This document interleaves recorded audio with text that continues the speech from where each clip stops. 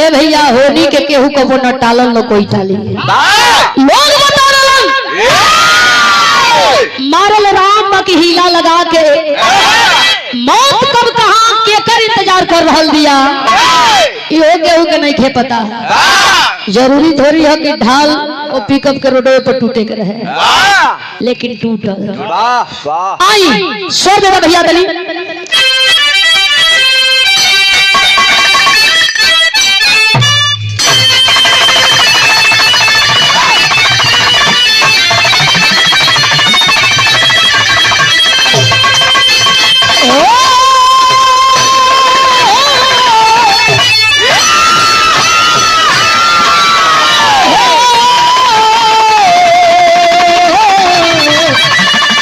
भोले बाबा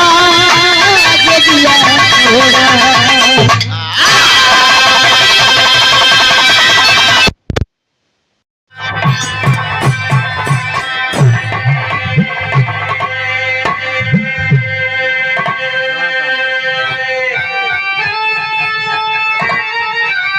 दशरथ चले गए सुरधाम बलि से अवधि आए श्री राम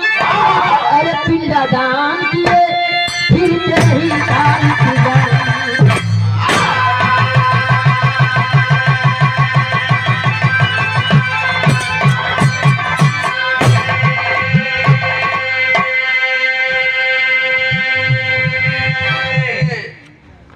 पिंडदान किए फिर तेरी काल की जान जहिया लाश जरेले ओहि दिन से 13 दिन गनल जाला 13वें दिन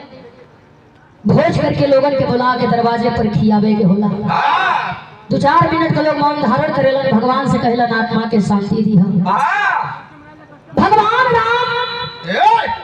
रावण के मार के लंका का विजेता होकर के जब अयोध्या अइलन सवाल खड़ा हो गई तोहरे वियोग में तुहार बाबू मर गइल आत्मा भूत बन गई भगवान राम खड़ा भइलन बाबू की आत्मा के शांति बदे का विधि करे के हुई विद्वान लोग बतावत 13 दिन के गौन के 13 गो पिंडा अर्पित करे के हुई लोगन के खियावे के हुई तोहरे बाबूजी की आत्मा के शांति मिल जाई भगवान राम 13 दिन के गौन के 13 पिंडा अर्पित कैलन अपने बाबूजी का नाम को भोज रखलन और सबके न्योता दे के बोलबला दुआरे पर भोजन करे सब लोग भोजन करे आइल बा कोनो भौजाई अपने ननद से कहतिया बड़ी पुरान गीत बा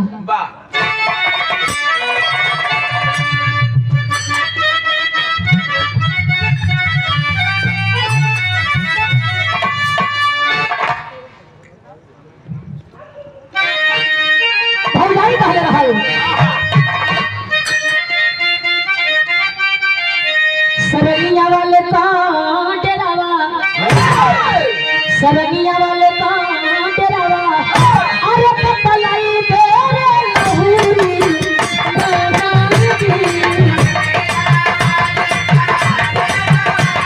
पपलाई तेरे लहूरी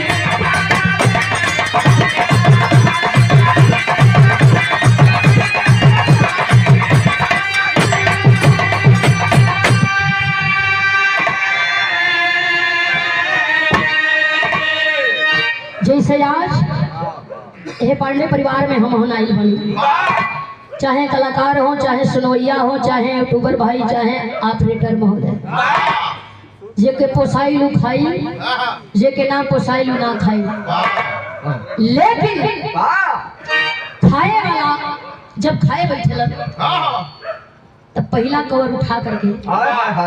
और आत्मा बदे रखल जाला जो आत्मा हम सबके बीच नहीं है ओकरे बाद लोग भोजन करे लगल सब लोग बैठ गए पार्टी में भोजन करे लगल खियावे वाला के हो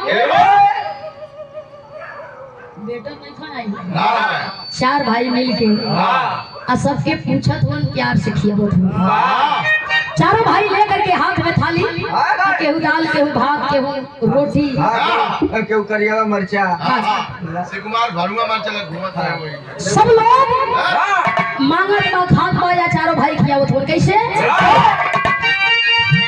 देखने बता अरे भवनवा देखने बता भवनवा तो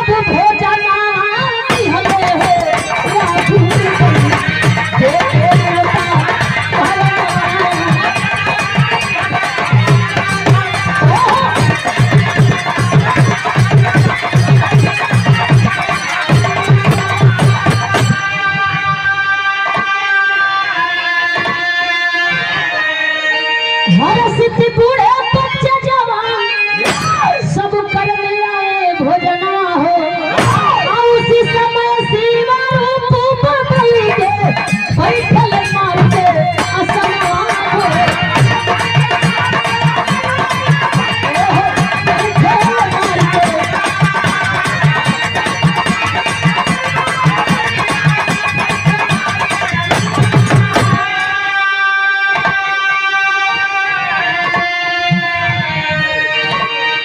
चारों भाई भोजन करावे और सब लोग भोजन करेंगे। सब लोग बड़ा प्यार से भोजन खात हो। वही माँ शिवदानी भोलेदानी आके बैठ गई। आकर के शिवदानी बैठल अपन भोजन करे खाती। भगवान राम का नजर पड़ल। अरे अरे अरे सबके चिन्हत है। अच्छे लाल मास्टर हुआ, शिवकुमार भाई हुआ, प्रमोद भाई हुआ, सुरेंद्र भाई हुआ, कमरा ओढ़ के ही कौन बैठल है? ई के हम वो 85 वर्ष का बुढ़वा, जर्जर शरीर, हड्डी चाम छोड़ दिले हैं। भगवान राम गईला हाथ जोड़ल, प्रभु आपको परिचय कल कि तू बाबू का भोज रखले हुआ परिचय पूछे खातिर भोजन करे आई हमके भोजन करवा। थाली में चावल दाल सब्जी। अब भगवान राम 2-4 गो रोटी। हाथी के मुंह में जीरा,